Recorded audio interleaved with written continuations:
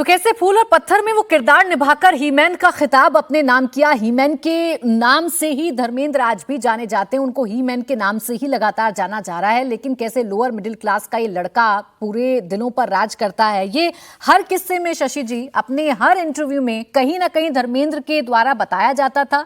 कहीं ना कहीं धर्मपाजी बताया करते थे कि भाई एक छोटे से छोटा घर का बच्चा, एक छोटे से छोटे गांव का बच्चा अगर सपना देखे, मन में ठान ले, संघर्ष से ना डरे, तो फिर धर्मेंद्र जैसा सुपरस्टार बन सकता है। हाँ, सबसे बड़ी बात थी कि हर एक इंसान को धर्मेंद्र जी में खुद भी दिखते थे, क्योंकि वो इतने सिंपल थे कि आप उनसे एकदम कनेक्ट हो जाते थे। और शायद यही उनकी सबसे बड़ी खूबी थी। जो कैरेक्टर इन्होंने शोले में किया या चुपके चुपके में किया था, रियल लाइफ में भी कुछ कुछ वो वैसे ही थे। उनको मतलब रियल लाइफ में एक्टिंग नहीं करते थे, जो उनके दिल के अंदर थी वही उनके फेस पे झलकती थी। मैं उनके घर पे मिली थी उनसे, एक दो बार उनका इंटरव्यू किया था। जब ईशा देओल के बारे में इंटरव्यू किया तो उनके आंखों में ये दिखता था कि वो कितने प्राउड थे अपनी बेटी से, या अपनी वाइफ की जो हेमा जी थी वहां, कि भाई एक्टर हैं वो और अच्छे एक्टर हैं, और उससे ज्यादा वो अच्छे इंसान हैं। इस बात पे उनको बहुत गर्व था।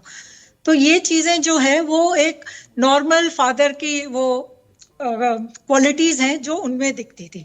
तो इसीलिए जब मिलते थे तो कभी ऐसा नहीं लगता था कि एक्टर से मिल रहे हैं, ऐसा लगता था कि एक गुड ह्यूमन बीइंग से मिल रहे हैं। तो ये उनकी सबसे बड़ी खूबी है।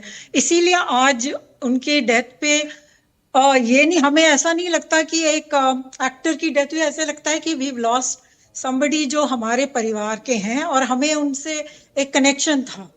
सबसे बड़ी खूबी उनकी यही थी, उनकी सिंपलिसिटी और ऑनेस्टी। वो कभी छुपती नहीं थी उनकी, कभी भी उनका ना अपने कैरेक्टर और जो बोल रहे हैं उसमें कभी कोई वो नहीं था, फर्क नहीं था। जो सोचते थे वही दिखता था उनके चेहरे पे। और धर्मेंद्र जी ने हमेशा कहा भी कि इंसानियत होनी चाहिए। आप एक हीरो से पहले, आप एक एक्टर से पहले आप इंसान हैं, और वो इंसानियत हमेशा झलकती रहनी चाहिए। और इसलिए उनका कनेक्ट, जैसा हम जिक्र कर रहे हैं, कि आज की पीढ़ी से भी उतना ही बेहतर है जितना पुरानी पीढ़ी से है।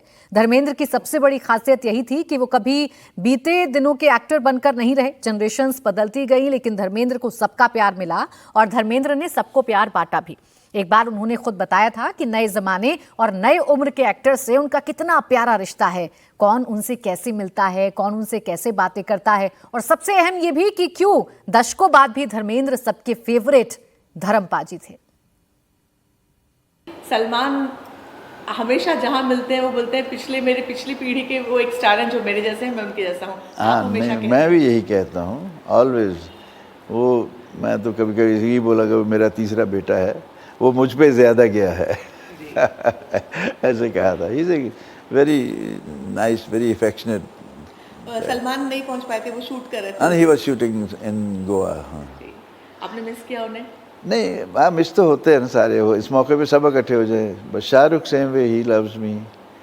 और ऋतिक इतना प्यार से बोला, वो मेरी वार्डरोब में मेरी तस्वीर लगाता था जब यंग था, छोटा था।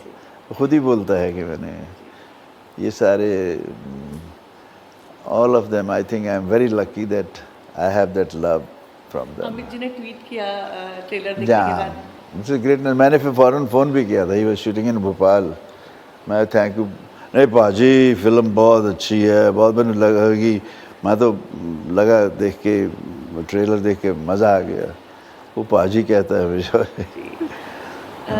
धर्म जी, आपकी सभी फिल्मों में से एक, जैसे यमला नाम आपके लिए बहुत पॉपुलर हो गया, ऐसा कौन सा नाम आपको बहुत पसंद था? जो कैरेक्टर वीरू, यमला, ये कुछ ऐसे नाम थे? देखिए, मेरे बहुत से कैरेक्टर, आप लोगों को मेरी फिल्में आपने शायद देखी नहीं है। मेरी फिल्म थी प्रतिज्ञा एक, वो यहाँ से ये गाना शुरू हुआ है। उसके बाद फूल और पत्थर बहुत बड़ी हिट हुई थी। तब लोग मुझे शाका कहकर ही बुलाते थे, शाका शाका शाका, इतनी पॉपुलर हुई थी उस वक्त। शोले थी वो। इसी तरह फिर दोस्त एक पिक्चर आई, उसमें मानव था, सत्यकाम में सत्यप्रिय था, मेरा गांव मेरा देश में भी कुछ, मतलब I have played variety of roles. तो मेरे दिल के करीब तो जो हिट फिल्म है वो तो रहेंगी ही, और शोले तो फिर बहुत ही बढ़िया होगी। और चुपके चुपके मेरी बहुत प्यारी बहुत प्यारी पिक्चर है। वो फिल्म जब आती है तो वो मैं देखने बैठ जाता हूँ। हम सभी देखने बैठ जाते हैं, बहुत हाँ, इंटरेस्टिंग। आप कभी गुड्डी फिल्म देखिए, लगे मुझे लेके बनाई गई थी, वही बड़ी प्यारी फिल्म है। ऋषिदा वॉज ए ग्रेट डायरेक्टर। आपके आपके लुक्स के तमाम लोग दीवाने थे। इस पीढ़ी के तमाम लोग, आपकी पीढ़ी के तमाम लोग आपसे रश्क भी रखते हैं। दिलीप साहब ने कहा कि जब मैं भगवान से मिलूंगा तो मैं उनसे बोलूंगा मुझे अरुण जी जैसा हैंडसम क्यों नहीं बनाया। मुझे दिलीप साहब जैसा खूबसूरत कोई लगता ही नहीं। तभी मैं देखता था उनकी फिल्में, शहीद देखी तो मुझे लगा यार ये मेरा भाई है, शायद कौन है, I should meet him, I should be with him.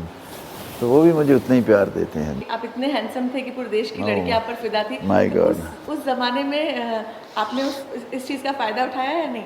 नहीं, मैं आपको इस बात का वो था कि हाँ मैं एक ऐसा शख्स हूँ। नहीं, फ़ायदा मैं उठाने वो कोई चीज़ मैं नॉट, इसीलिए तो मैं धर्मेंद्र हूँ कि मैं कि जो फ़ायदा उठाने वाली चीज़ का फ़ायदा नहीं उठाता कभी। अपने आप ही people are so nice with me, so automatically होता जाता है। एंड आई फील एम्बेरेस्ड जब मुझे बहुत बोलते हैं ना, you handsome, you this, you that. मुझे लगता है यार मैं तो ठीक नहीं हूँ, ऐसे ही मैं कैसे मुझे इतने कह देते हैं, क्या मेरा कुछ भी नहीं है, नॉट